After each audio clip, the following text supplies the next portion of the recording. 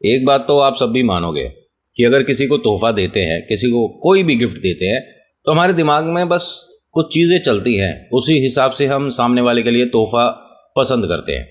उसके काम की चीज़ है, उसे ये पसंद आएगी, उसकी लाइफ में हमारे इस तोहफे से एक पॉजिटिव चेंज आएगा, उसके जीवन में सुख शांति आएगी। लेकिन इसे ज़रा पलट कर देखिए, आपको कोई तोहफा इसलिए देता है कि आप जिस शिखर पर पहुंचे हुए हो वहां से घसीट के आपको ज़मीन पर ले आए। आपके घर में सुख शांति है, उसे कैसे भंग किया जाए। आपके घर में हर कोई मुस्कुराता है, हंसता बोलता है, कैसे सबको मौन कर दिया जाए। आपस में विवाद शुरू हो जाए, जो पैसे का ढेर लग रहा है आपके घर में, उसे कैसे खाली कुएं में डाल दिया जाए। कुछ अजीब लग रही हैं चीज़ें? नितिन, कैसी बातें कर रहे हो? ये कैसी कहानी है? आज 100% बोल रहा हूँ, कहानी खत्म होने तक आपके दिमाग में कुछ लोग आने लग जाएंगे जिन्होंने फिलहाल अभी तोहफे दिए हैं। नमस्कार, हर हर महादेव, जय भोलेनाथ, आपका स्वागत। ये है चाचा के फैक्ट्स। मैं नितिन हूँ, कहानियाँ सुनाता हूँ। कभी फैक्ट्स, कभी ईश्वर से जुड़े चमत्कार, कभी रोचक पौराणिक कथाएं और कभी तीसरी शक्ति के प्रकोप। जो आज है, कहानी के माध्यम से समझाता बताता हूं। अगर आपके पास भी कोई ऐसा एक्सपीरियंस है जो आप मेरे साथ शेयर करना चाहते हो, तो साझा करने के लिए फेसबुक है, व्हाट्सएप है, इंस्टा है, कमेंट है, कहीं भी जहां आपका मन करता है। अभी फिलहाल चैनल का इंट्रो, उसके बाद आकर शुरू करता हूं। कहीं मत जाना, पूरी कहानी सुनना। हर हर महादेव।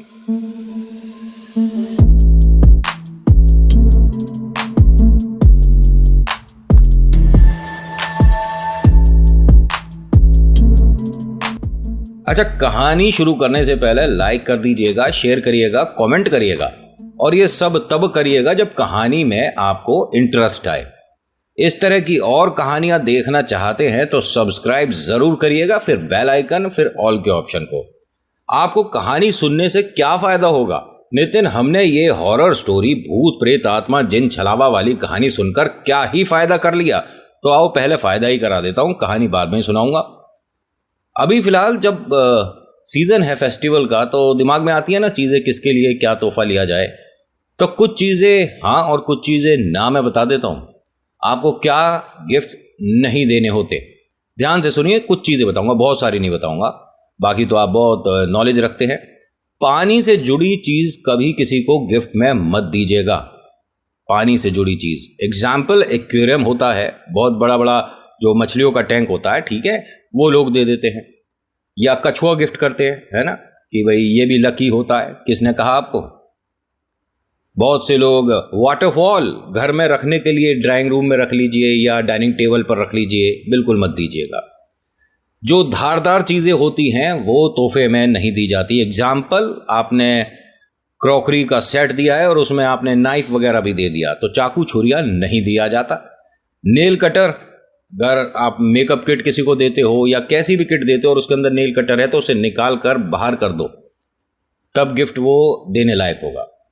कुछ चीज़ें जो हमें देनी चाहिए बहुत ज़्यादा लकी होती है। मिट्टी से बनी कोई भी चीज़, चाहे भूत प्रेत की शक्ल भी मिट्टी से बनी हुई हो ना, तो भी वो सामने वाले के लिए लकी है, जिसको आप दे रहे हो उसके लिए भी और आपके लिए भी।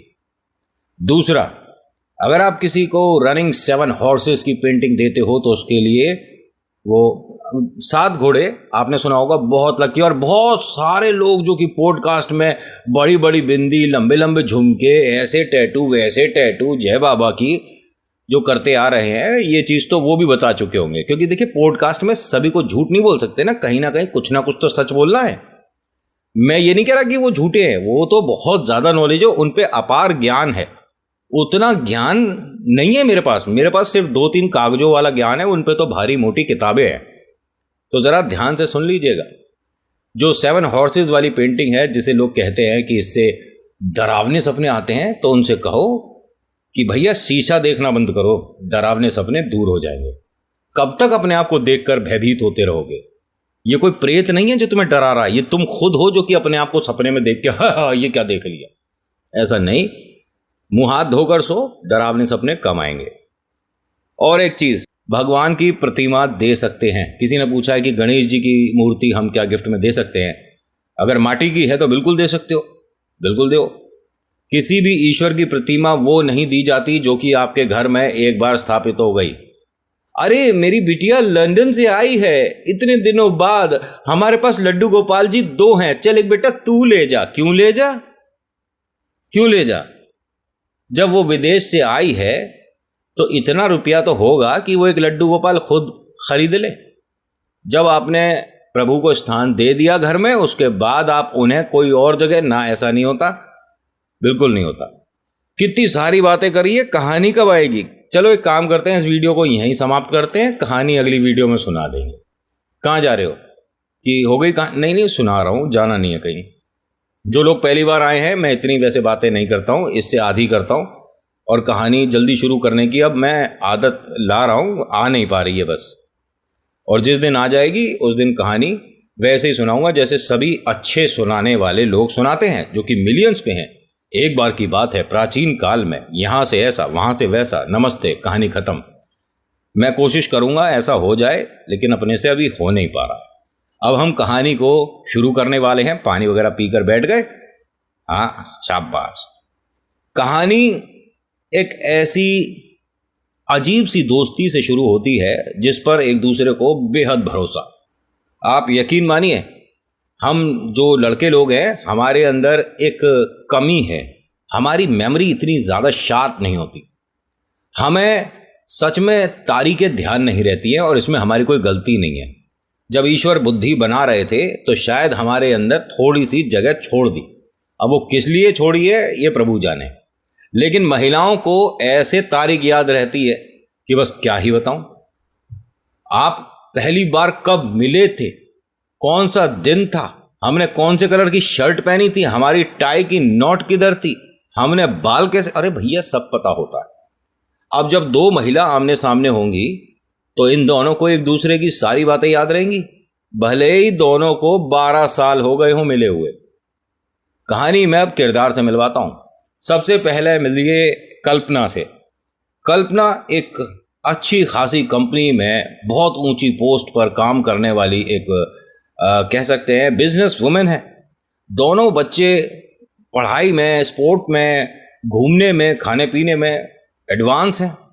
इनके जो हस्बैंड हैं वो देश विदेश भ्रमण करते रहते हैं, अच्छा खासा व्यापार है, पैसे वाले लोग हैं भाई। कहानी जबलपुर की है, और जबलपुर में ये अच्छे खासे रईसों में आते हैं। जब इतना well settle, well financially strong परिवार है तो कहानी में प्रेत आत्माओं का क्या मतलब नितिन? बता रहा हूं, पता चल जाएगा। जो वेल सेटल है वो कैसी स्थिति पे आ गया और क्या क्या हो सकता है। तकरीबन 12 साल बाद इनकी एक दोस्त इनसे मिलने आती है। कल्पना से इनकी दोस्त मिलने आती है, उसका नाम स्नेहा है। जब स्नेहा और कल्पना स्कूल में, कॉलेज में एक दूसरे को जान पहचान रखते थे, दोस्त अच्छे थे, तब वो ना तो इन विद्याओं की तरफ थी, मतलब तंत्र विद्या की तरफ, ना इन दोनों के बीच में कभी तेरा मेरा हुआ, कभी भी। इन दोनों का एक बहुत गर्मा गर्म आर्गुमेंट हुआ था, जिसकी वजह से दोनों ने कसम खा ली कि हम एक दूसरे की शक्ल नहीं देखेंगे। लेकिन देखिए, दोस्ती में अगर किसी से या दोनों से कोई मिस्टेक हो जाता है तो एक को सॉरी बोलना पड़ता है, और जो सॉरी बोलता है हमेशा उसका कद बढ़ जाता है। तो ये इनके घर पर आई, कैसे घर ढूंढा भगवान जाने, लेकिन हाँ, इसने इनका घर ढूंढा। इनको गेट पर अपने बारे में बताना था कि आप अंदर मालकिन को क्या बताओगे। तो स्नेहा क्या कहती है कि बस आप अपनी मालकिन से ये बोल दो कि स्कूल और कॉलेज की यादें लेकर कोई अपना पिटारा लिए बाहर खड़ी है। मैं आज उसको बिना मिले जाऊंगी नहीं। मेरा नाम मत बताइएगा, बस ये बता दीजिए जो मैंने बोला है।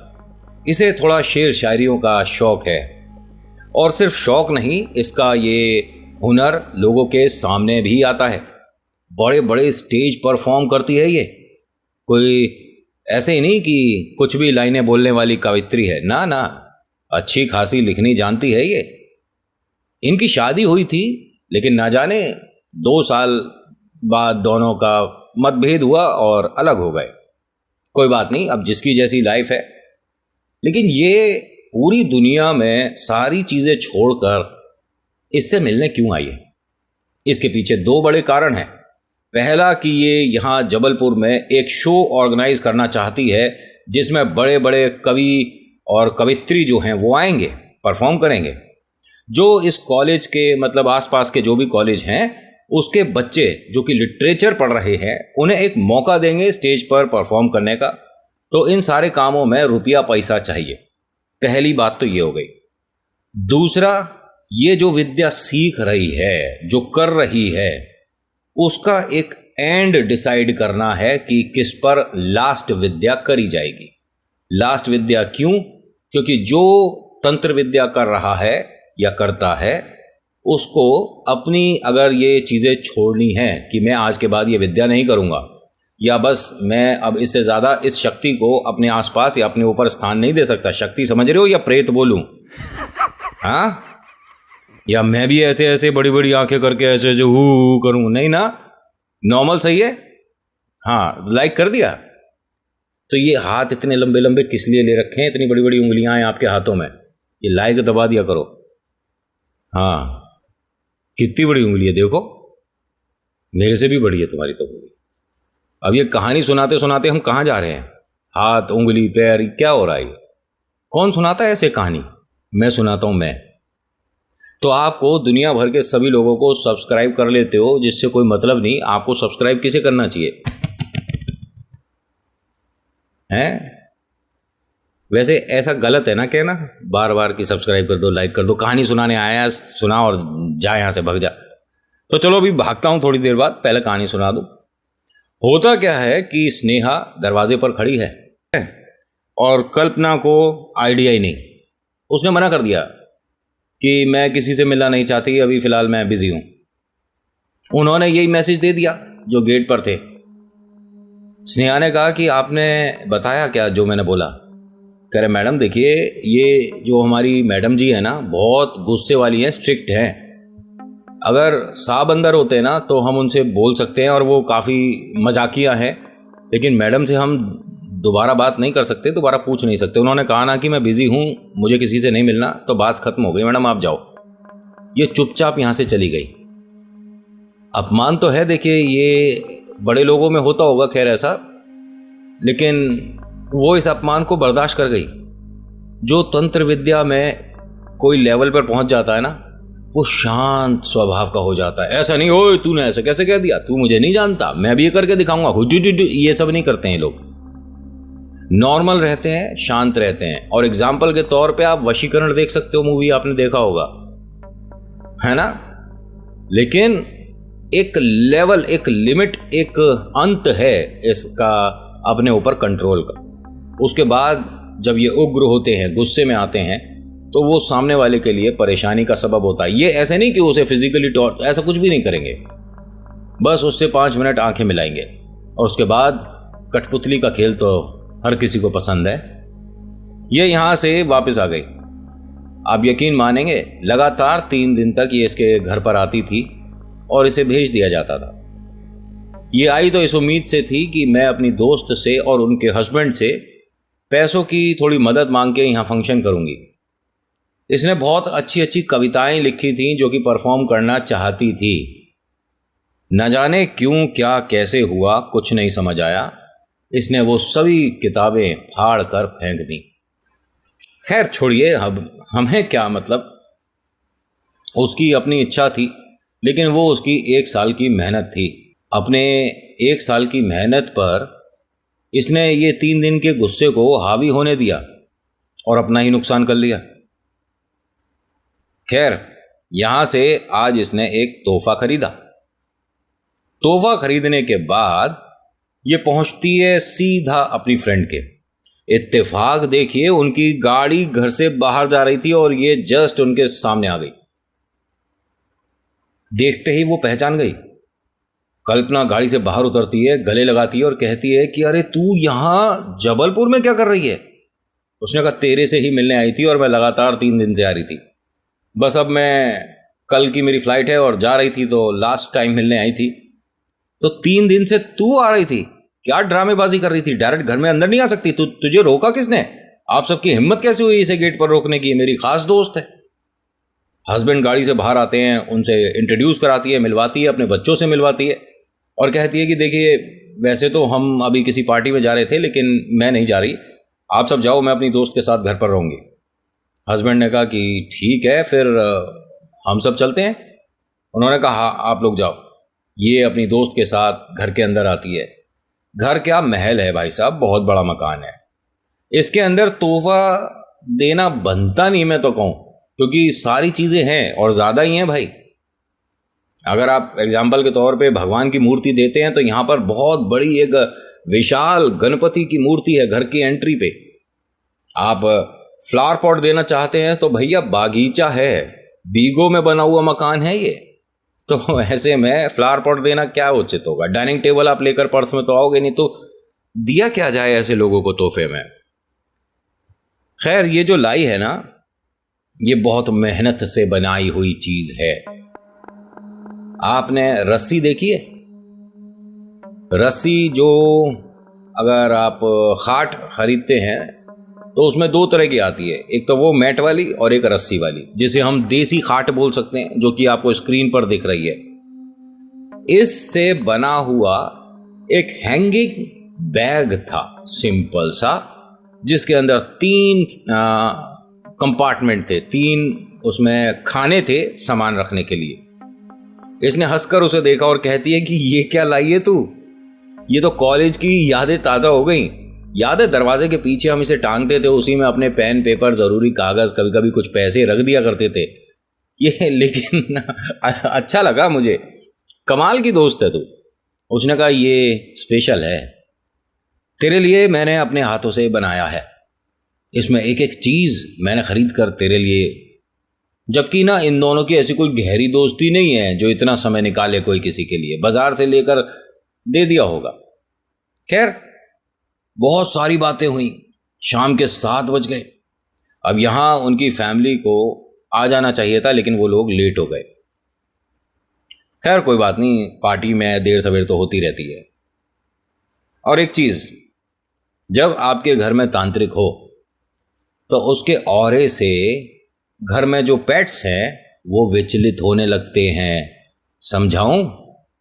आपने कोई डॉग पाल रखा है ना, और आपके घर में कोई ऐसी विद्या करने वाला आया तो वो थोड़ी सी अपनी एक्टिविटी चेंज कर देगा, आपको कुछ हिंट देगा कि घर में जो है इसे बाहर करो, ये हम सब के लिए ठीक नहीं है।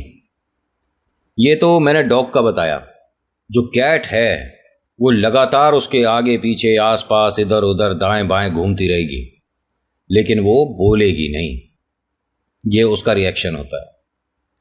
और भी बहुत सारे हैं, जैसे आपके फिश टैंक है, एक्वेरियम है, तो उसके अंदर उनकी रफ्तार बढ़ जाती है मछलियों की। नोटिस करके देखिएगा ये सब चीज़ें, अगर आपके घर में कोई ऐसा आता है तो इनसे पता लग सकता है। और बहुत सारे गुरुजी ये कहते हैं कि हमें डॉग को रोटी नहीं देनी चाहिए, हमें ब्लैक डॉग को देनी चाहिए, हमें ये ऐसा है। भाई साहब, भूख सबको लगती है, कलर देखकर रोटी नहीं दी जाती। ठीक है, आपके घर के सामने जो आया उसे आपने रोटी खिला दी, ईश्वर आप पर कृपा करेंगे। ये काला, भूरा, चितकबरा, brown, Dalmatian, लैब्रा, German shepherd, Rottweiler, ये सब हटाओ दिमाग से। भूखा है, रोटी खिला दो। और आपके घर अगर गाय आती है ना तो आपसे किस्मत वाला कोई नहीं, समझ गए? और जब रोटी खिलाते हो तो माथे पर हाथ फेर दिया करो। चलो जी, इनके घर में एक बहुत ज़बरदस्त, बहुत एकदम जिसे कहते हैं ना वेल ट्रेन्ड जर्मन शेफर्ड था। जैसे ही ये घर में आई ना, वो यहाँ से चला गया। उसके बाद उसकी एक्टिविटी थोड़ी चेंज हो रही थी। अच्छा खासा ट्रेंड है, वो घर में किसी के काबू नहीं आ रहा था और हर किसी के पास जाकर वो भौंकने लग रहा था। गार्ड के पास गया, उन्हें भौंक रहा है। मतलब कि आपको कोशिश कर रहा हूँ समझाने की, वो लोगों को ये बताना चाह रहा था कि जो घर में है ये ठीक नहीं है। ऐसा मैं मान कर चलता हूँ, क्योंकि हाँ, इनकी एक्टिविटी इंसानों से 2 कदम आगे की है। इसको बड़ी दिक्कत होने लगी थी। मतलब जैसे तैसे आपस में बात कर रही थी, जब रूम बंद था तब तो इतना नहीं, लेकिन अब जैसे तैसे बात हो पा रही थी, क्योंकि वो कभी इधर आकर भौंक रहा है, कभी उधर है खड़ा हुआ, तो वो इरिटेशन हो रही है। ये जो तांत्रिक है, इन्होंने बैग से कुछ अजीब सा पैकेट निकाला, उसमें से एक बिस्कुट कि ये अपने डॉग को दे दो, चुप हो जाएगा। उसने कहा सॉरी, हम ये सब नहीं देते, और इसके लिए अलग से खाना जो बनता है वही देते हैं, बाहर से बिस्किट वगैरह ये सब चीज़ें नहीं देते। अच्छा हाँ, तुम तो बड़े लोग हो, और मैं जो बिस्कुट दे रहा हूँ ये थोड़ा ना खाएंगे। उसने कहा अरे ऐसे बड़े छोटे वाली बात नहीं है, वो वैसे भी नहीं खाएगा। उसने कहा मेरा दिया हुआ फूड हर डॉग खाएगा। उसने कहा कि ऐसा नहीं हो सकता, मेरा डॉग ट्रेंड है, नहीं खाएगा। उसने कहा अगर ऐसी बात है तो देकर देख, अभी पता चल जाएगा। इनके डॉग ने उसे सिर्फ स्मेल करा और वो थोड़ा सा पीछे हटकर खड़ा हो गया, और फिर उसने जो भौंकना शुरू करा वो रुका नहीं। इस बात से ये भी परेशान हो गई कि ऐसा पहली बार हो रहा है कि मैंने कोई चीज़ किसी डॉग के सामने रखी और उसने खाई नहीं है। लेकिन ये डॉग थोड़ी सी देर बाद जाकर एक जगह ऐसा लेटा, इसको खूब, जो इनके घर पे आया काम करती थी, उसने खूब उसे आवाज़ दी, हिलाया, लेकिन वो एकदम शांत हो गया, कोई एक्टिविटी नहीं, और ये सुबह तक बस ऐसे ही पड़ा रहा। उसका काम तो बन गया था, उसे चुप कराना था, उसने चुप किसी और तरीके से करा दिया, लेकिन डॉग ने खाया नहीं।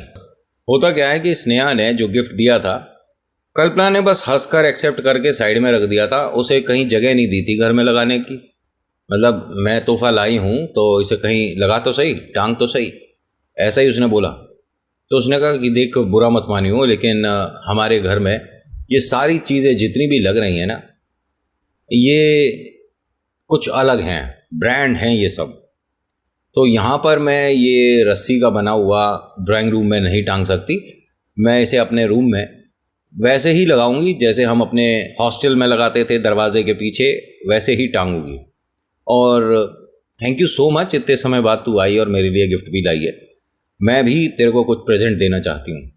तो काफ़ी महंगी एक पेंटिंग आती है भाई साहब, बड़े बड़े जो मतलब पेंटर हैं ना, जैसे हुसैन हो गए या पिकासो हो गए, तो खैर बड़े नाम हो गए, ऐसे और भी हैं, उनमें से किसी की महंगी पेंटिंग इसको लाकर इसने दी। कहती है कि देख मैं तेरे घर से कोई भी चीज़ एक्सेप्ट करके नहीं ले जा सकती, क्योंकि मैं हाथ खाली करने आई थी, भर कर नहीं ले जा सकती। मैं समझी नहीं। उसने कहा तुझे घमंड बहुत है ना। एक मिनट, तू कैसे बात कर रही है यार, मतलब क्या हुआ? नहीं नहीं नहीं, अब मेरी बात ज़रा ध्यान से सुन। मेरी यहाँ कोई इम्पोर्टेंस नहीं है, तुझे पता है कि मैं कोई छोटी मोटी लेखक नहीं हूँ, मैं बहुत बड़ी कवित्री हूँ और मैं अच्छी कविता करनी जानती हूँ, मेरा कोई मान सम्मान नहीं। यहाँ पर लोगों ने मुझे 3 दिन तक दरवाजे पर रोका, घर में आती हूँ तो तूने अपने पति बच्चों को यहाँ घर में नहीं रोका कि मेरे साथ बैठें बात करें, और मेरा कोई मान सम्मान नहीं। उसने कहा तुझे क्या हो गया है?